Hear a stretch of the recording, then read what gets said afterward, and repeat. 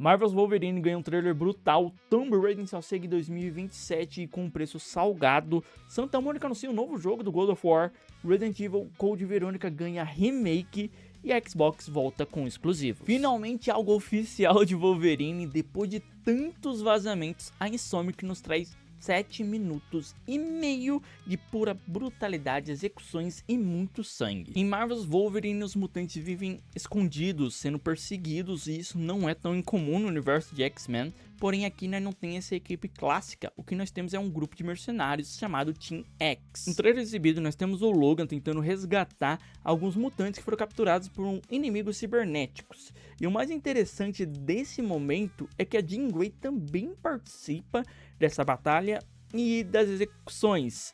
É importante dizer que até mesmo as execuções que seria normal pro Logan, né, as pesadas, ela faz parte. Então nós temos um pouco de caos e brutalidade até mesmo em mutantes que a gente conhece por ser um pouco mais pacíficos no universo mais clássico dos X-Men. E é importante dizer que o jogo ele não vai ser mundo aberto igual o seu companheiro de mesmo universo, Marvel Spider-Man. Ele vai ser um jogo mais linear, contando com investigação, ação, evidentemente, também, e uma liberdade dentro das missões, né? Provavelmente para você manter a furtividade, dependendo você migrar para a total ação, brutalidade, sangue, porradaria, mas mesmo assim, o trailer trouxe umas coisas muito interessantes em questão da regeneração do Logan. Esse que era um fator que eu tinha curiosidade, já que ele tem esse fator de cura tão curioso, tão potente assim, não o mais forte da Marvel, mas um bem interessante. E no jogo eles conseguiram implementar essa mecânica de forma bem bacana. O jogo já está em pré-venda e você consegue até encontrar já mídias físicas dele. A mídia estaria saindo em torno de R$371. E se você já achou salgado o preço da mídia, sabe que a edição digital, a edição base, basicamente está saindo por R$400. O que era rumor foi confirmado e Tomb Raider Legacy of Atlantis, que era esperado ainda para esse ano, chega somente em dia 12 de fevereiro de 2027. Mas além da confirmação da nova data e um trailer lindo, nós temos a PS Store cobrando bem mais que as outras plataformas. O jogo na PS está saindo por torno de R$339,90, enquanto no Xbox a mesma edição base estaria alcançando seus R$292,95 e na Steam R$259. Não é a primeira vez, não é a última, mas não dá para ficar aceitando que a PS Store ela cobre tão mais alto assim nos jogos dentro da sua plataforma. Para vocês terem uma ideia, a Steam para a PS você tem uma diferença de R$80. Mas aí você pode pensar, pô, mas a Microsoft também está cobrando a mais que a Steam. Sim, a diferença é de R$33. Entende que o valor é menos que a metade? Cara, não é o primeiro jogo que faz isso. Contra o Resonant, ele teve essa mesma questão, porém, e isso é uma informação bem interessante, a comunidade pressionou e eles então ajustaram o preço para um valor mais acessível, ficando só R$10 mais caro que a versão de Xbox em relação ao Contra o Resonante, tá, gente? Então, é possível sim o preço ficar mais acessível de Tomb Raider? É, só basta provavelmente a gente ter que cobrar a Amazon, já que é a publisher, né, a quem tá fazendo essa questão dessa divulgação, de publicar o jogo, tá ali junto com a Crystal buscando fazer esse jogo ser mais acessível. Ainda mais que será uma vantagem de nivelar por conta de um simples fator. O sistema de pirataria vai ser o Denuvo. E esse é um dos mais belos sistemas de pirataria porque ele simplesmente lasca o desempenho no PC. Então, eles reduzindo, eles nivelando o jogo, se uma pessoa tem um PC e um console, existe a possibilidade deles conseguirem fazer essa pessoa comprar no console e não no PC, porque no fim das contas tem um de novo ali e vai estragar o desempenho. Normalmente, né, desempenho é uma coisa bem séria e não dá para nós ficar se estressando com isso. Até vir um patch, até eles tirarem, trocarem o sistema de anti-pirataria, acaba que, né, seria mais vantajoso para eles, vão conseguir alcançar um público bem maior, ainda mais porque um preço acessível de um produto, você consegue mais gente podendo jogar. É evidente isso, então você já teria um faturamento bem maior. Cara, a gente tá falando de uma franquia muito, muito grande. Ela veio com uma trilogia bem bacana, agora a gente tá vindo com um remake, sabemos que tem um jogo mais pra frente sendo feito, né, um novo jogo, assim, trata de remake, realmente um novo jogo completinho, uma nova história. Gente, PlayStation, ele vendeu bastante. Entendeu? Não, ele tá vendendo bem mais que Xbox. Não à toa, né? Xbox nem aqui no Brasil tem mais de 8 unidades. Então, você fazer isso vai ser bem vantajoso. Você vai vender bem mais. É uma simples lógica.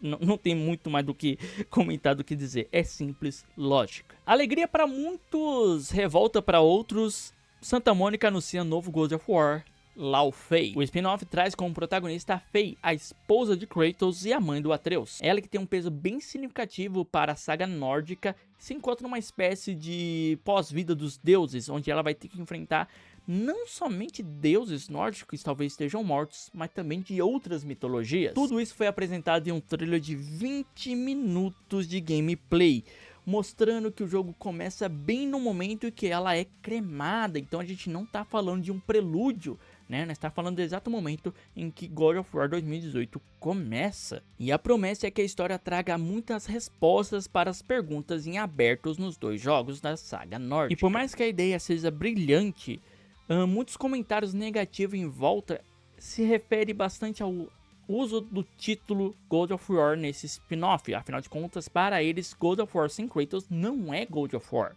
Até mesmo o criador da série clássica concorda com essa ideia, já que não é muito fã da saga nórdica primeiramente.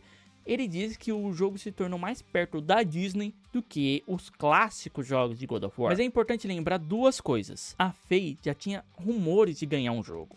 A gente já tinha um preparativo mental que isso ia acontecer. E segundo, não é estranho, suspeito, que a câmera em terceira pessoa que nós vemos somente na saga nórdica agora está com pulo duplo e tem ataque aéreo. Coisa que o pessoal achava meio difícil de conceber dentro dessa mecânica da saga nórdica.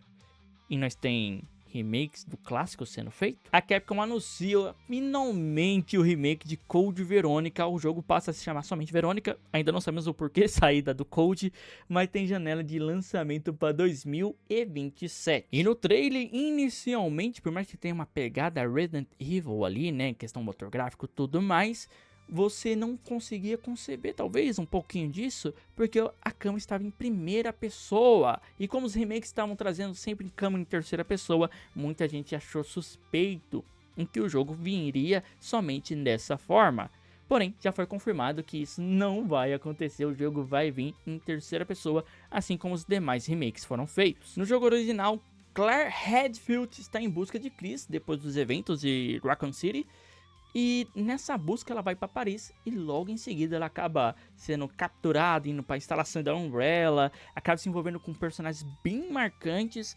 E é importante dizer que Code Verônica ele tem um peso muito importante dentro da franquia inteira. Então ter esse remake vai ser bem interessante, ainda mais porque existe boatos, né, suspeita de um remake do 5 também. Ainda mais porque o que aconteceu no Hack não vou dizer. Qualquer coisa tem série aqui no canal, que muda um pouco a perspectiva de certo personagem. Então talvez Code Verônica esteja preparando um pouco de cenário para Resident Evil Remake do 5 ali, talvez, quem sabe. Chegando no dia 6 de outubro desse ano, Gears of War E-Day chega trazendo os prelúdios de Marcus Fênix, voltando à identidade clássica da franquia. E logo após o trailer de pura ação, nós temos a CEO Asha Sharma trazendo uma informação muito importante. Gears vai ser exclusivo Xbox, sem brecha nenhuma para um futuro lançamento. Não é um exclusivo temporário, é um exclusivo definitivo. Como bem sabemos, há um estudo para esse retorno de exclusivo para fortalecer a marca Xbox. Porém, eu não posso dizer que Gears é um marco e daqui em diante vai ser só exclusivo Xbox. Não, porque, enfim, aqui nessa lista eu vou citar mais dois que não são exclusivos. O remake do primeiro Halo chega dia 28 de julho, né? Basicamente mês que vem. E ele traz, além das missões clássicas, as 10 missões conhecidas do primeiro jogo, uma nova trilogia de missões, vamos se chamar, né? Uma nova sequência de missões chamada Operação Meteoro. Operation Meteorite, eu não sei como é que seria a tradução. Esse arco é de 3 missões inéditas, se passa um ano antes do momento do jogo em si, né? Dessas 10 missões clássicas que nós temos em Halo Combat Evolved. O jogo ele não terá o multiplayer competitivo, mas ele terá o cooperativo online até 4 pessoas. com direito a crossplay. Aí você pensa, nossa, entre Xbox e PC e PS5 também, porque ele não é exclusivo, como eu disse anteriormente, né? Teria mais dois, esse é um deles que não é exclusivo, então Halo passa a ser multiplataforma. E uma coisa interessante também é que vai ter tela dividida para 2 jogadores. Isso que é coisa rara, hein? Fable ganha um trailer mais sombrio guiado pelo discurso de Isabel, uma heroína poderosa, mas tomada por uma dor e convencida que é a única heroína capaz de salvar Albion. Me lembrei de Darth Vader, né? No caso, Anakin Skywalker. Então, possivelmente, ela vai ser a grande vilã desse jogo. O jogo está com lançamento marcado para o dia 23 de fevereiro, mas a edição Premium vai conceder acesso antecipado para o dia 18 do mesmo mês, evidentemente, e ele estará presente também no PS5, marcando o segundo jogo que eu comentei aqui com vocês, que vai deixar de ser uma coisa exclusiva e vai ser multiplataforma. Clockwork Revolution é um prato cheio para fã de BioShock. O novo exclusivo do Xbox chega em 2027 e aposta no estilo steampunk vitoriano, com gadgets, armas diferenciadas e poderes de distorção temporal em uma cidade chamada Avalon. Mudar o passado para controlar o futuro é a premissa central do jogo. E o interessante é que ele vai ter um RPG misturado em primeira pessoa, escolhas narrativas e manipulação, nesse caso temporal, né? Uma jogada política.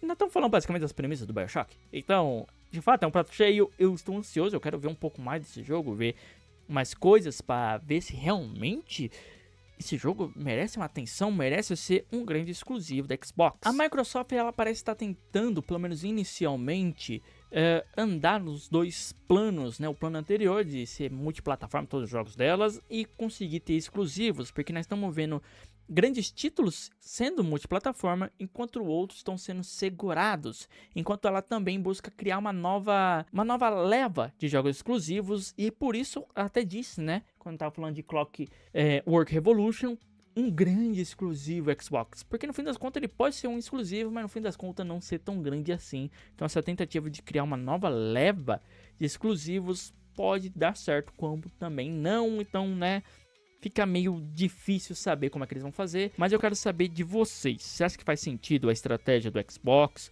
Ou eles só estão sem coragem para trazer tudo de volta para eles, ó, totalmente exclusivo, vão voltar a ter esses jogos como Halo, Fable, tudo nosso mesmo e acabou. Muito obrigado por quem assistiu até aqui, deixe seu like, comenta aqui embaixo quais anúncios vocês gostaram do State of Play, do Summer Game Fest, do Xbox Showcase, enfim, né, eu trouxe aqui só alguns jogos interessantes que eu achei que valeria a pena, né, compartilhar aqui com vocês. Mas eu queria saber de vocês quais jogos merecem a atenção de vocês, né, que vocês estão assistindo aqui. Algum outro que eu esqueci que valeria a pena ser citado? Comenta aqui embaixo. Muito obrigado. Até mais.